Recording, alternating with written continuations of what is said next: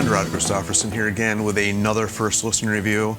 And boy, I'm about to babble about a box set. So this is the new release from, to say new release, it's called 1976 from Thin Lizzy. It's called 1976 because it is everything surrounding their two albums that were released in 1976. The first one being the very first album I ever bought from Thin Lizzy, which is Jailbreak, and then Johnny the Fox, also released the same year.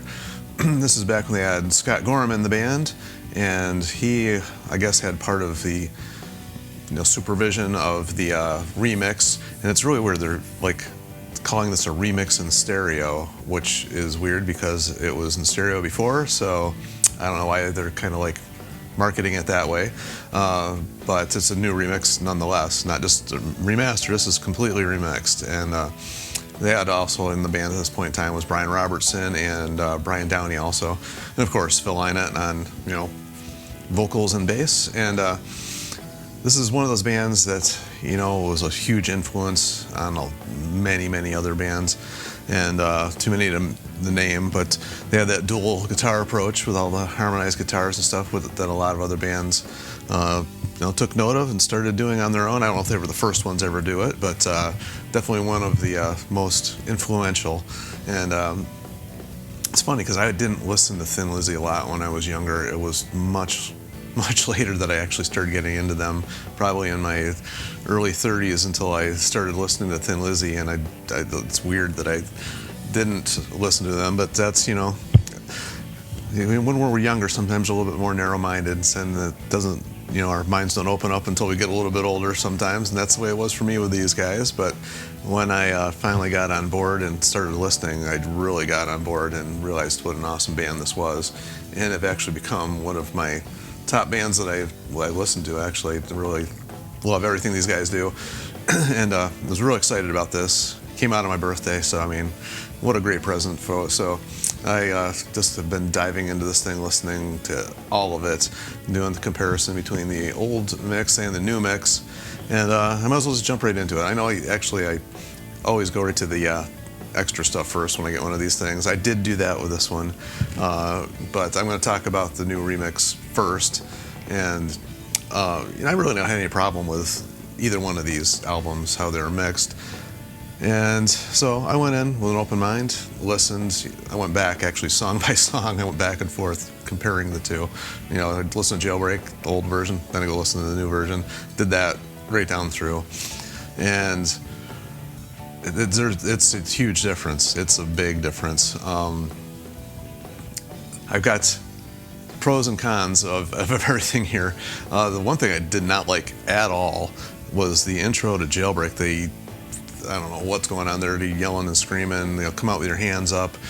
I don't know. That sounded really corny, and to me, I wish they hadn't done that. But the mix itself, the good parts is the guitar sounds a lot cleaner, a lot more clear. Like you can hear much more distinction between each instrument, and the guitar sound itself is clear. The bass sound is clear, and the drums as well. Everything's clear. Right down through the vocals, everything's cleaned up and more clear. I mean, I can't say it any other way. You can understand what's going on with each thing, and it sounds great. I mean, it really does. The mix is really good. The only thing that I find lacking at all is it lost a little bit of the power of the overall fullness of the mix, which the old mix had, but didn't have any of that clarity. So it was like you're weighing the good with the bad. I really do like the new mix, though. I really have to admit, I was kind of skeptical as to whether I would. Same thing, Johnny the Fox, the same thing back and forth. They really did a good job with that.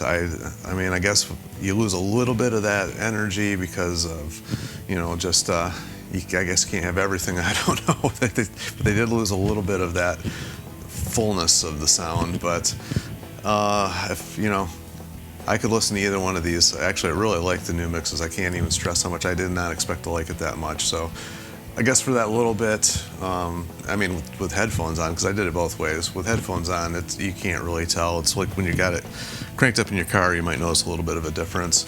But with headphones on, as far as the energy and the fullness of it, I didn't really notice that way. But the other way I did. But anyway, that out of the way, what I would really am always most excited about is all the extra stuff, and there's a lot. There's a ton of outtakes. I'm not going to run down through every single thing here because it would take me forever, but a ton of outtakes and different versions of the songs that they did in the studio.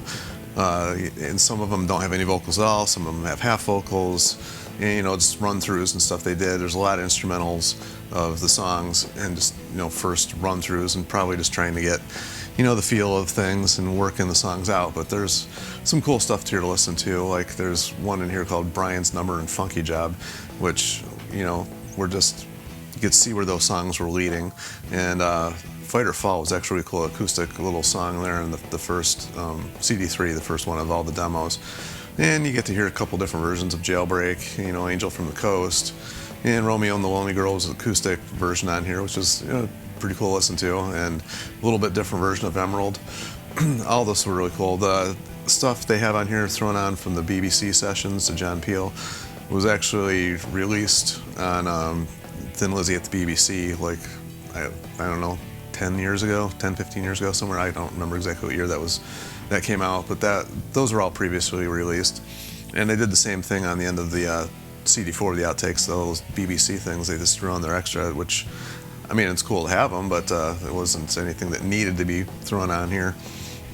And of course, then you got all the outtakes from Johnny the Fox on CD4. My favorite one here was their demo of Fool's Gold, which was one of my favorite songs off that album. And then you get a couple little cool little things that they threw on here, the Boogie Woogie Dance and Son of a Warrior were all kind of cool little things they have thrown in there, and there's a couple jams they threw in.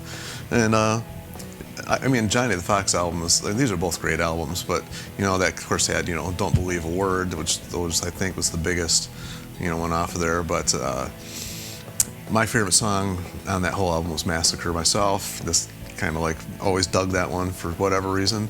We all have different tastes, and that just happens to be the one that stood out for me. And then they threw on the Live at the Agora, Cleveland, Ohio. If I'm not mistaken, I think didn't UFO just have one that they re-released from there too, back in the same time frame, 76 or 77. So that must have been the place to go back in the day. I guess I don't know for sure, but it seems like a lot of bands did some big shows there. And of course, it's a full set. And the only thing I didn't care for on this one is the recording of it is a little bit. It's not the greatest recording. It's not the worst thing I've ever heard in the world, but it definitely wasn't like top-notch audio on this one.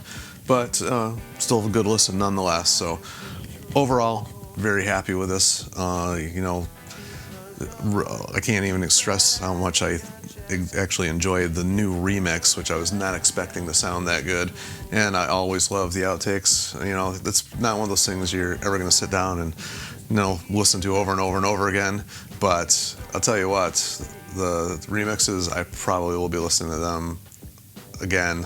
I mean, I can't even stress how good those were. But anyway, it's my quick little rundown of it.